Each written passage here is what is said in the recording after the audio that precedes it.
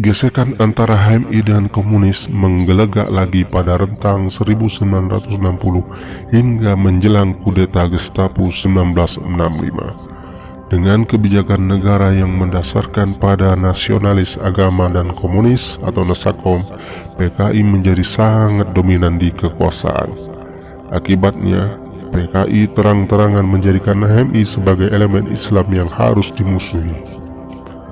Selama 4 tahun antara 1963 hingga 1966, HMI berada dalam tekanan berat PKI, CGMI, hampir dalam semua lini dan aspek kehidupan. Segala macam stigma diberikan kepada HMI.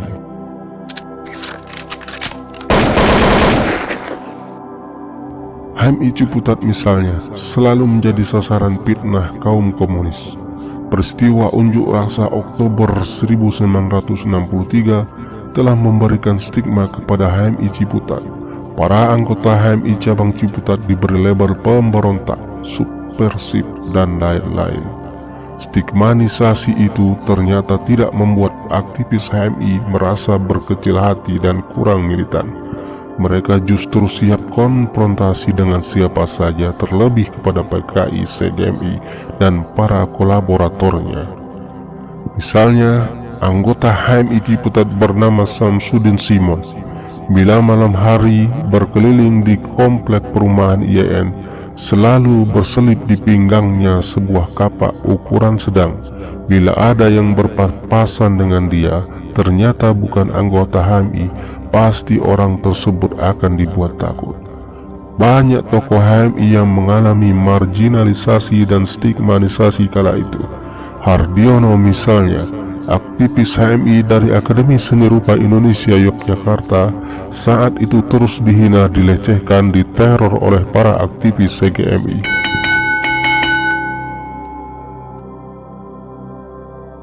Bahkan tak jarang keselamatan nyawanya diincar dan saling dendam.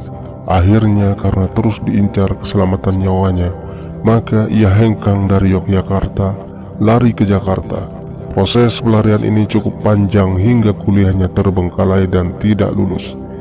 Hingga saat ini Hardiono menjadi pelukis ternama yang tinggal di Condet, Jakarta Timur. Sedangkan Taufik Ismail, sastrawan yang juga aktivis HMI, saat itu terus dicap kontrarevolusioner. Ia dikucilkan bahkan karena ikut menandatangani manifesto kebudayaan yang melawan Lekra. Taufik Ismail diberhentikan dari statusnya sebagai dosen di Institut Pertanian Bogor. Teror politik dari PKI dirasakan Taufik Ismail secara nyata. Puncak kekejian PKI, para aktivis HMI semakin marah ketika Ketua Umum PKI di Nusantara Aidit menyerukan agar pemerintah membubarkan Himpunan Mahasiswa Islam atau HMI. Bahkan di depan Kongres CGMI tanggal 29 Agustus 1965 di depan Presiden Soekarno, Aidit menyerukan jika CGMI tidak mampu membubarkan HMI, lebih baik mereka pakai sarung saja. Kekejian Aidit yang akan membubarkan HMI membuat para aktivis HMI mengambil posisi anti-komunis bersama organisasi kemahasiswaan lainnya seperti PMII, GMNI, PMKRI, dan GMKI.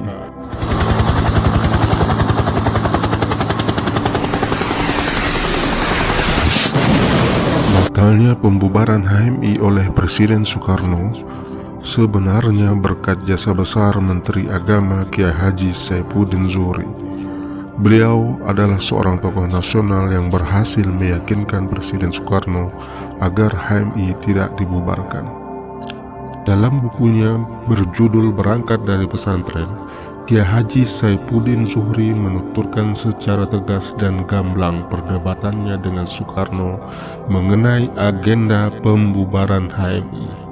Pada suatu pagi, Kiai Haji Zainuddin Zuhri selaku Menteri Agama dipanggil Bung Karno untuk kopi morning di Istana Merdeka. Pada kesempatan itu, Presiden Soekarno memberitahu bahwa ia berniat membubarkan HMI.